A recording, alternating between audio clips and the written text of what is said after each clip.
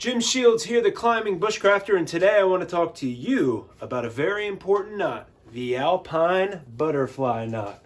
And I'm going to teach you how to tie it just like that. Stick around.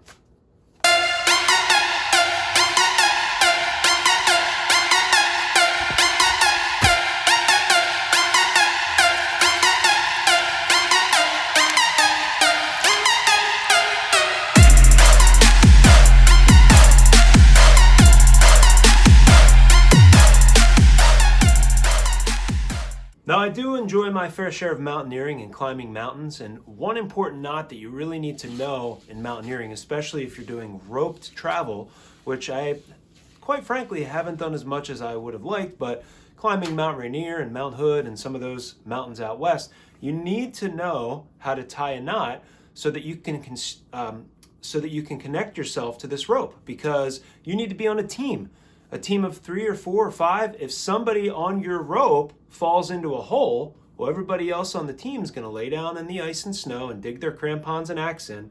And if you're tied to that rope properly, you're going to be okay. But you need to know the knot. So the Alpine butterfly is one of the common knots that's used in mountaineering. And the reason that it's used is because when you tie the Alpine butterfly, and you learn it, I don't expect you to follow that, I'll teach you in a minute.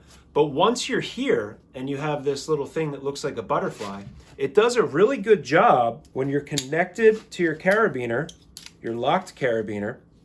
If it pulls this way, it locks in place, or if it pulls that way, it locks in place, or this way, or that way. Any direction of pull, it's kind of gonna stay here, and this bite is gonna stay in the same spot. Whereas if you use something like a figure 8 on a bite, it doesn't do as well. So let's talk about how we tie this knot. I'm going to start with my left hand, thumb in the air. I'm going to take the working end of the rope, and I'm going to go from the bottom part of my hand and overlap this rope once. I'm going to come around, moving towards my fingertips twice. And then I'm going to come around a third time, and I'm going to go through the middle between ropes 1 and 3. Right there. So now we have 1, 2, and 3. If I take 3, wiggle it a little bit, put it over top of 1 and 2, and then put it underneath of 1 and 2, and bring that bite through right here, and then pull the bite and pull the other 2 ends. And the way you know is if you pull on these 2 sides and it stays, there's your Alpine butterfly. Put my left hand out, thumbs in the air. I'm going to take the rope, I'm going to go over top once, twice, and that third time I'm going to come up through the middle right there. 1, 2, and 3. I'm going to take rope number 3, lift it up, and I'm going to go over top of 1 and 2, and then I'm going to take it underneath of 1 and 2. So 3 goes underneath 1 and 2. So I just lift these 2 up and then put this bite with my thumb underneath those 2. And this bite that comes through, I grab that and I grab the other 2 ends, pull apart, get them tight. And then to kind of lock it into place and to make sure that you have the right knot, pull these 2 ends apart, my right hand, my left hand, like that. Kind of pops into place.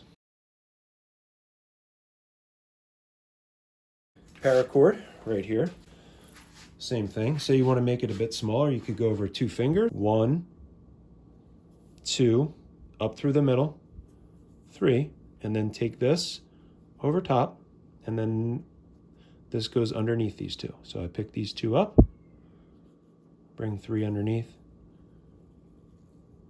and there we go. Well, I hope you enjoyed today's video on the Alpine butterfly knot. If you ever have any questions about mountaineering or climbing or knots, feel free to send me a comment, an email, or anything like that. See you next time.